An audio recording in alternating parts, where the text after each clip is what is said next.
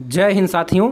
आज की इस वीडियो में हम देखने वाले हैं सामाजिक एवं धार्मिक सुधार आंदोलन का पार्ट 2। इसके पहले हमने पार्ट 1 देख लिया था, ठीक है। उसका लिंक नीचे डिस्क्रिप्शन में है, वहाँ से आप जाकर जरूर देखना। ये साथियों आपके पीईटी परीक्षा के लिए काफ़ी महत्वपूर्ण है, क्योंकि आप जब अपना सिलेबस उठाकर देखेंगे तो वहाँ पर ये टॉपिक स्पेशली मेंशन है, ठीक है। और आपके यहाँ पर साथियों 3 से 5 नंबर के प्रश्न आपके परीक्षा में आएंगे, पेट परीक्षा में। तो साथियों आपके लिए यह टॉपिक बहुत ही महत्वपूर्ण हो जाता है। और इसकी पिछली वीडियो में पार्ट 1 में हमने देखा था ब्रह्म समाज, इसके अलावा क्या क्या देखा था मैं एक बार आपको बता दूं, ताकि आप खुद जान जाएंगे कि कितना महत्वपूर्ण वो वीडियो है। इसके बाद आर्य समाज देखा था, आर्य समाज के बाद हमने देखा था रामकृष्ण मिशन, रामकृष्ण मिशन के बाद प्रार्थना समाज, प्रार्थना समाज के बाद अलीगढ़ आंदोलन, अलीगढ़ आंदोलन के बाद खेड़ा सत्याग्रह, ठीक है, 1918 में जो हुआ था खेड़ा सत्याग्रह। इसके बाद आज हम शुरू करेंगे साथियों रोलेट एक्ट से। तो पिछली वीडियो में मैंने साथियों ये जो मेरा पीडीएफ है बहुत ही शार्ट नोट्स के माध्यम से महत्वपूर्ण चीज़ों का है, तो यहाँ से आपके 100% प्रश्न यहीं से फंस जाएंगे। बहुत ही कम समय में आपको पूरा सीखने को मिल जाएगा, तो वीडियो पूरा देखिएगा अगर आप पेट परीक्षा में अच्छा नंबर लाना चाहते हैं। चलिए साथियों आज शुरुआत करते हैं रोलेट एक्ट की। रोलेट एक्ट 1919, ठीक है। ये साथियों आपके परीक्षा की दृष्टि से बहुत ही महत्वपूर्ण है, क्योंकि यहाँ से हर परीक्षा में प्रश्न आ ही जाते हैं। बहुत ही महत्वपूर्ण टॉपिक है आपके पीईटी परीक्षा के लिए। तो चलिए देखते हैं रोलेट एक्ट क्या है। 1919 में ब्रिटिश सरकार ने रोलेट एक्ट पारित किया, जिसमें प्रावधान था कि बिना किसी प्रमाण के संदिग्ध के खिलाफ कार्रवाई की जा सकती थी। इसे आतंकवादी अपराध अधिनियम भी कहा गया, और भारतीय नेताओं ने इसको साथियों क्या कहा, काला कानून माना, ठीक है। तो इसमें साथियों क्या था, 1919 में अंग्रेज़ों ने एक एक्ट पारित किया, जिसमें साथियों ये था कि कोई भी व्यक्ति हो जिस पर इन लोगों को शंका हो जाए उसको गिरफ्तार कर लिया जाएगा बिना किसी प्रमाण के, और उसको क्या साथियों आतंकवादी भी घोषित कर दिया जाएगा। तो इस तरह ये साथियों एक बहाना बनाकर भारतीय नेताओं को जो उस समय आज़ादी के लिए प्रयास कर रहे थे उन पर ये साथियों उनको जबरन पकड़ लेते थे और उन पर जो है मनमानी कार्रवाई करके उनको जेल के अंदर डाल देते थे। तो इसको साथियों भारतीय नेताओं ने काला कानून कहा। तो सीधा प्रश्न आता है कि काला कानून भारतीय नेताओं ने किसको कहा था तो रोलेट एक्ट को, ठीक है।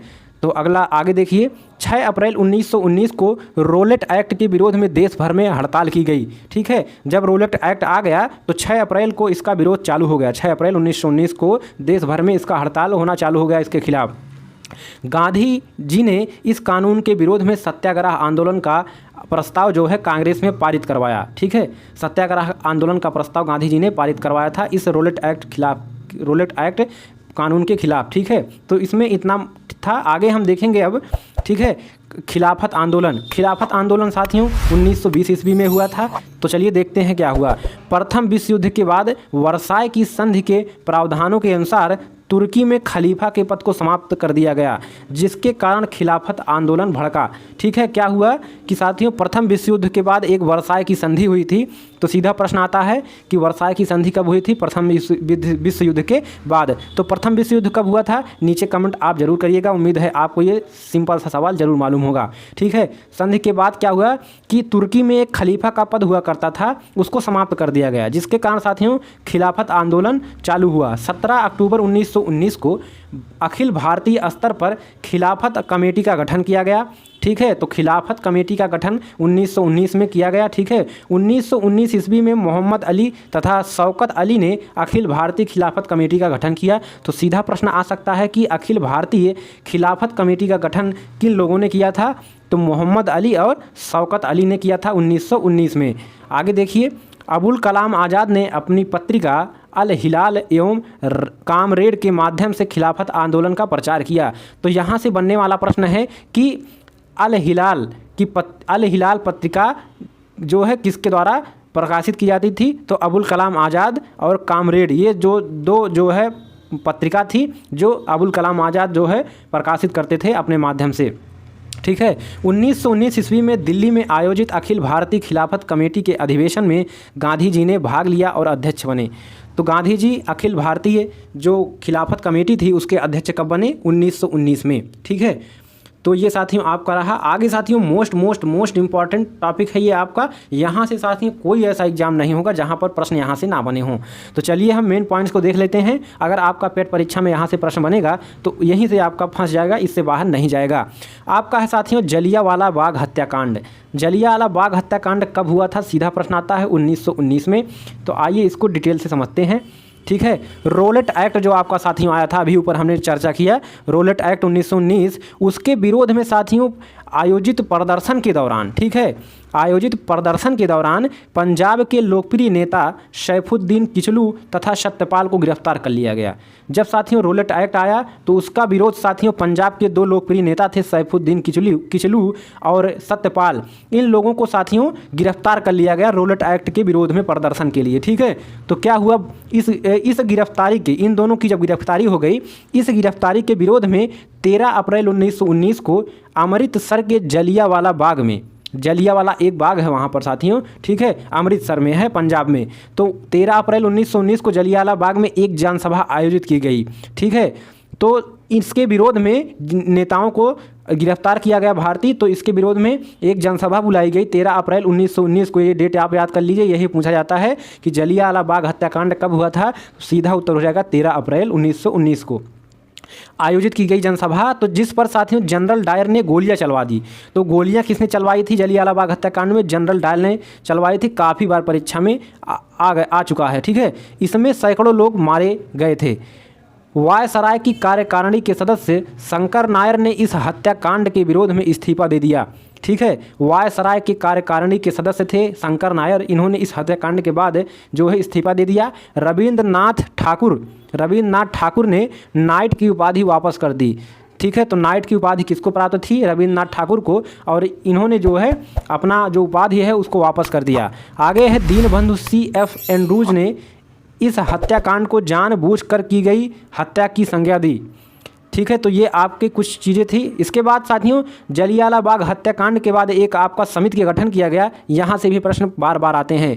इस हत्याकांड की जांच हेतु, जलियांवाला बाग हत्याकांड की जांच हेतु सरकार ने हंटर समिति की नियुक्ति की, जिसके सदस्य थे लॉर्ड हंटर। तो सीधा प्रश्न आता है साथियों, हंटर समिति का गठन क्यों किया गया? तो जलियांवाला बाग हत्याकांड की जांच करने के लिए किया गया। इसका जो प्रमुख था कौन था? लॉर्ड हंटर था। इसके अलावा इसमें मिस्टर जस्टिस, ठीक है, रस्किन और mister Rice, sir George Barrow, sir Thomas Smith, sir Chiman Setalvad और साहबजादा सुल्तान अहमद और जगत नारायण, ये सभी इसमें जो थे वो शामिल थे, ठीक है।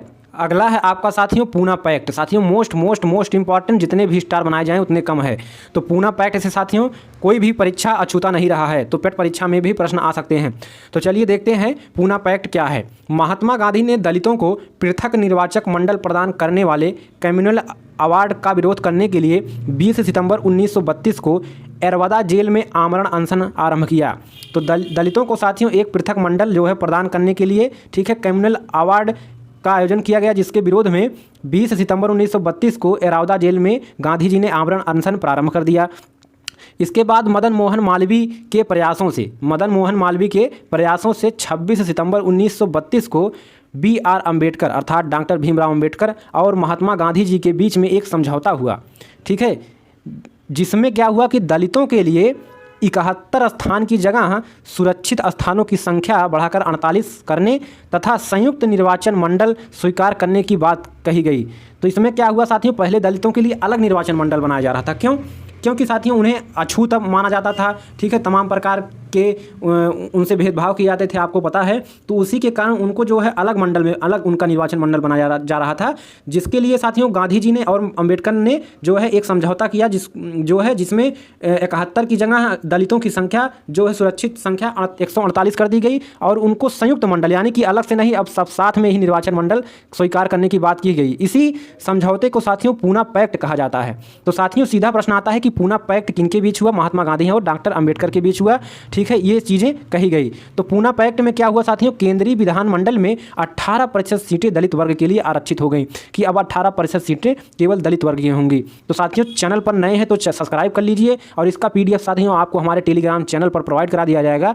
टेलीग्राम चैनल का लिंक नीचे डिस्क्रिप्शन में है। आगे साथियों आपका बहुत ही महत्वपूर्ण, ये साथियों और भी महत्वपूर्ण आ गया आपका भारत छोड़ो आंदोलन।